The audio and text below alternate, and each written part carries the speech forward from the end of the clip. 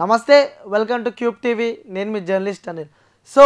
AP ఎలక్షన్కి సంబంధించి కూడా ఇరు పార్టీలు ఇటు కూటమి అలాగే వైఎస్ఆర్సీపీ పార్టీ కూడా రసవత్తంగా కొనసాగుతున్నాయి చెప్పుకోవచ్చు సో నువ్వా నేనా అంటూ కూడా ఒకరొకరు విమర్శించుకుంటా సో ఈసారి పక్క మళ్ళా ఏపీ గడ్డ జగన్ అడ్డా అంటూ అలాగే ఈసారి కూటమి మళ్ళీ గెలుస్తుంది మళ్ళీ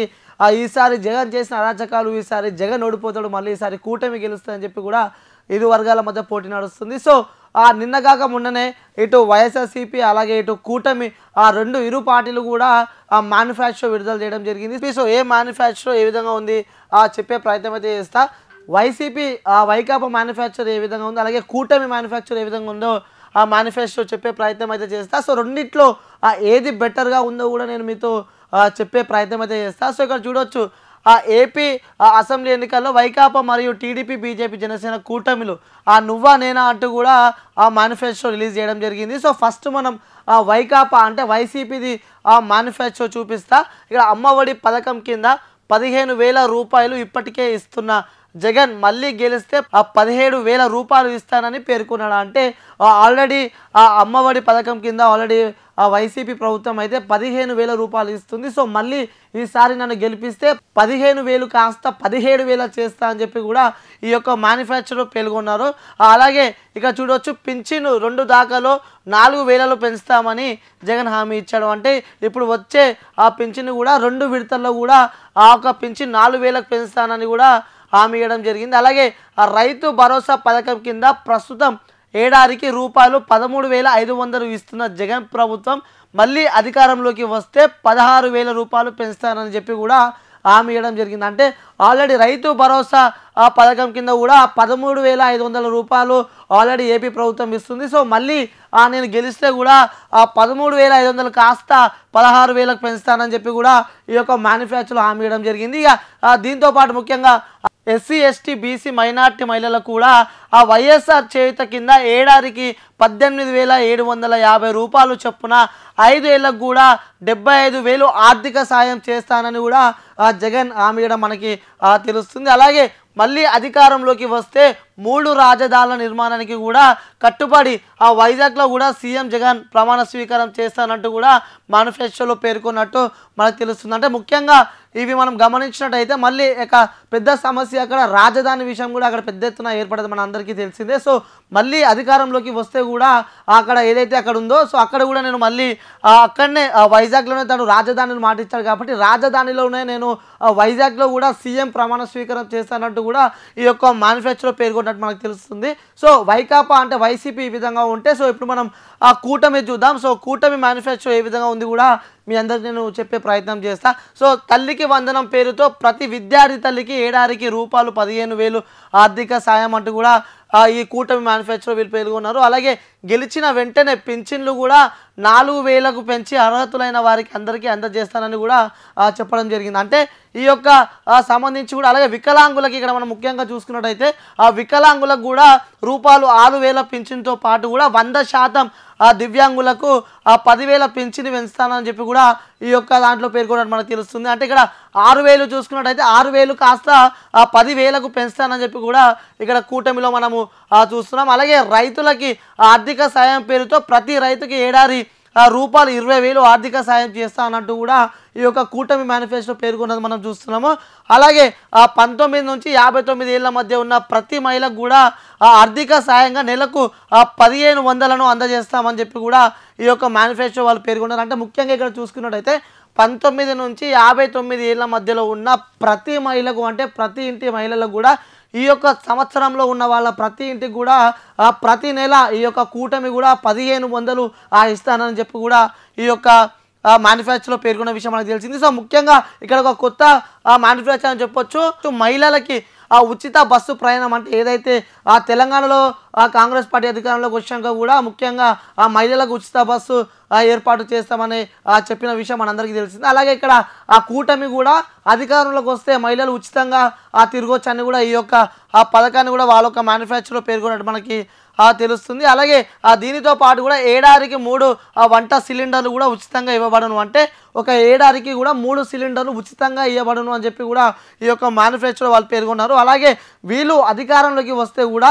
రాజధాని అమరావతి రాజధానిగా కొనసాగించడం అంటే ఏదైతే 3 రాజధానులు అని చెప్తున్నారు ఇక్కడ వైసీపీ గెలిస్తే కూడా వైజాగ్లో ప్రమాణ స్వీకారం చేస్తానంటూ కూడా వైఎస్ జగన్ తన మేనిఫెస్టో పేర్కొనడం మనం చూస్తున్నాం. ఇక్కడ కూటమి అధికారంలోకి వస్తే కూడా మళ్ళీ అమరావతిని రాజధానిగా కొనసాగిస్తామని చెప్పి కూడా ఈ యొక్క మేనిఫెస్టోలో మనం చూస్తున్నాం. అంటే ఈ 2 మేనిఫెస్టోలు ఏదైతే టీడీపీ అలాగే కూటమి ఉందో ఈ 2 మేనిఫెస్టో మనం చూసాం కాబట్టి సో ప్రజలందరికీ ఒక క్వశ్చన్ మార్క్ ఉందని మనం చెప్పుకోవచ్చు. ఎందుకంటే ఈ హామీలకు సంబంధించి 2 మేనిఫెస్టో మనం చూసాము. సో ఇది మనం విన్నాక మన అందరికీ ఒక క్వశ్చన్ మార్క్ ఒక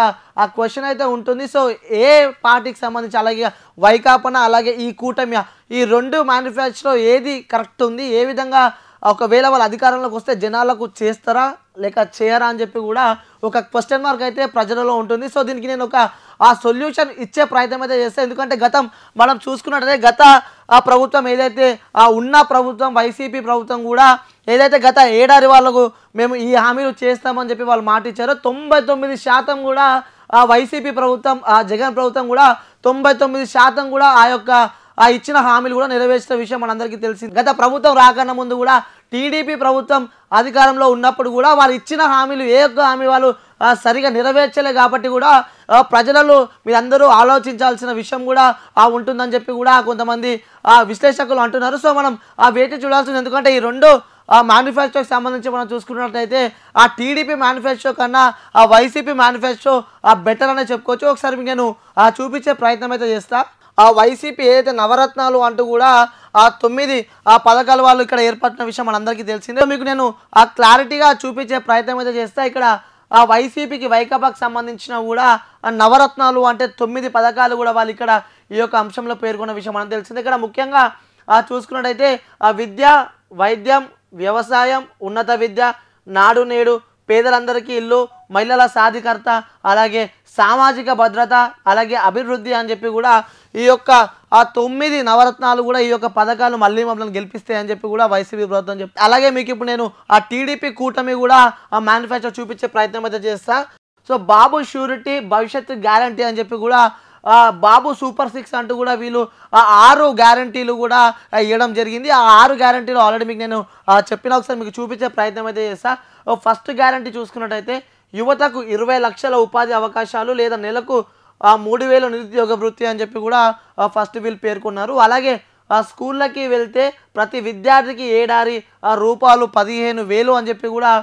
సెకండ్ అంశంలో వీళ్ళు పేర్కొన్న విషయం మనం అందరం చూస్తున్నాం. ఇక థర్డ్ అంశాన్ని విషయానికి వస్తే ప్రతి రైతుకి ఏటా 20,000 ఆర్థిక సహాయం చేస్తామంటూ కూడా ఈ యొక్క అంశంలో పేర్కొన్నారు. ఇక 4వ అంశం చూస్తే ప్రతి ఇంటికి ఉచితంగా ఏడాదికి 3 గ్యాస్ సిలిండర్లు అంటూ కూడా 4వ పేరులో వాళ్ళు పేర్కొన్నారు. అలాగే 5వ గ్యారంటీ వచ్చేసి ప్రతి మహిళకి నెలకు 1,500 చొప్పున ఇస్తామంటూ కూడా 5వ గ్యారంటీ వీళ్ళు పేర్కొన్నారు. అలాగే 6వ గ్యారంటీ విషయానికి వస్తే కూడా మహిళలకి ఉచిత బస్సు ప్రయాణం అంటూ కూడా బాబు సూపర్ 6 అంటూ కూడా ఈ యొక్క 6 పథకాలు మేము గెలిచిన వెంటనే అమలు చేస్తామని చెప్పి కూడా టీడీపీ బాసులు చెప్తూ ఉంటే అలాగే కూటమి బాసులు చెప్తూ ఉంటే ఇక వైసీపీ మనం చూసుకున్నట్టయితే ఆల్రెడీ మీకు చెప్పిన ఇక విద్యా విషయానికి వస్తే కూడా అమ్మఒడి, ట్యాబులు, విద్యా కానుక, గోరుముద్ద, ఇంగ్లీష్ మీడియం, డిజిటల్ బోధన అంటూ కూడా వీళ్ళు ఫస్ట్ విద్యకి ప్రయారిటీ ఇచ్చినట్టు మనకు తెలుస్తుంది. ఫస్ట్ ఇక్కడ వాళ్ళు పెట్టిన అంశం ఇక్కడ విద్యనే ఉంది. దాని తర్వాత వైద్యం, ఆరోగ్యశ్రీ, ఆరోగ్య ఆసరా, విలేజ్ క్లినిక్లు, అలాగే ఫ్యామిలీ డాక్టర్లు, 17 కొత్త ప్రభుత్వ మెడికల్ కాలేజీలు, జగనన్న ఆరోగ్య సురక్ష అంటూ కూడా నెక్స్ట్ 2వ గ్యారంటీ వైద్యం కింద వాళ్ళు ప్రయారిటీ ఇచ్చినట్టు మనం చూస్తున్నాం. ఇక నెక్స్ట్ ఇక 3వ గ్యారంటీ విషయానికి వస్తే కూడా వ్యవసాయానికి ప్రయారిటీ ఇచ్చినట్టు మనకు తెలుస్తుంది. రైతు భరోసా, అలాగే ఉచిత పంట బీమా, 0 వడ్డీ పంట రుణాలు, అలాగే పగటిపూట 9 గంటల ఉచిత విద్యుత్ని కూడా వీళ్ళు మంచి ప్రయారిటీ ఇచ్చినట్టు మనకు తెలుస్తుంది. అలాగే సమయానికి ఇన్పుట్ సబ్సిడీలు అంటూ కూడా ఈ యొక్క వ్యవసాయ రంగంలో వాళ్ళైతే పేర్కొనడం మనం చూస్తాం. ఇక 4వ గ్యారంటీ తీసుకుంటే ఉన్నత విద్యాన్ని కూడా మనం చూసుకోవచ్చు. ఇక జగనన్న విద్యా దీవెన అంటూ కూడా అలాగే పూర్తి ఫీజ్ రియంబర్స్మెంట్ చూడవచ్చు. అలాగే జగనన్న వసతి దీవెన అనుకుంటా, అలాగే జాబ్ ఓరియంటెడ్గా కూడా క్యాలిక్యులేషన్లో కూడా కొన్ని మార్పులు చేస్తామంటూ కూడా ఈ యొక్క 4వ గ్యారంటీలో వాళ్ళు పేరు కూడా మనం చూస్తున్నాం. ఇక 5వ గ్యారంటీ చూసుకుంటే నాడు నేడు అంటూ కూడా వాళ్ళు ఆల్రెడీ అక్కడ ఉన్న పథకాలే ఇవి. అలాగే నాడు నేడు కింద కూడా నాడు నేడు స్కూళ్ళలో అన్ని మార్పులు అంటే అప్పుడు ఎలా ఉండే ఇప్పుడు ఎలా ఉండే ఈ యొక్క కార్యాచరణ కూడా నాడు నేడు అని చెప్పి కూడా ఒక గ్యారంటీ మనం చూస్తున్నాం. అలాగే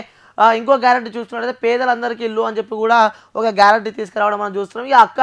చెల్లెమ్మల పేరిట పేదలందరికీ కూడా ఇంటి స్థలాలు అలాగే ఇల్లు ఇస్తామని చెప్పి కూడా ఈ యొక్క గ్యారంటీలో వాళ్ళు పేర్కొన్నారు. ఇక నెక్స్ట్ చూసుకున్నట్టయితే ఇంకో గ్యారంటీ విషయానికి వస్తే కూడా ఆ మహిళా సాధికారత అని చెప్పి కూడా ఇంకో